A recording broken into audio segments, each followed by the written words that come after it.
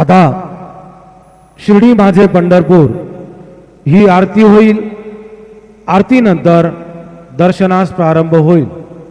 अब शिर्डी माझे पंढरपुर यह आरती होगी। आरती के बाद दर्शन कतार शुरू होगी। श्री सच्चिदानंद सद्गुरु साईनाथ महाराज की जय।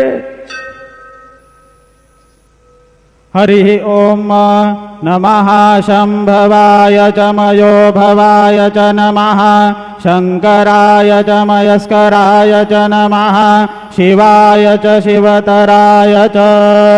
कंठे अस्सल सत्कराल गरलं गंगाजलं मस्तके वामांगे गिरिराज राजतनया जाया भवानी सती। नंदी स्कंद गणाधिराज सहितो श्री विश्वनाथ प्रभो काशी मंदिर संस्थितो खिलो गुरु देयात् सदा मंगलम। गुरुर्ब्रह्मा गुरुर्विष्णुः गुरुर्देवो महेश्वरः गुरुः साक्षात् परब्रह्म तस्मै श्री गुरवे नमः। सद्गुरु साईनाथ देवताभ्यो नमः। प्रातः पूजन परिपूरार्थे गंधाक्षत पुष्पैः संपूज्य अत धूपः वनस्पतिरसोद्भूतो गंधाढ्यो गंध उत्तमः।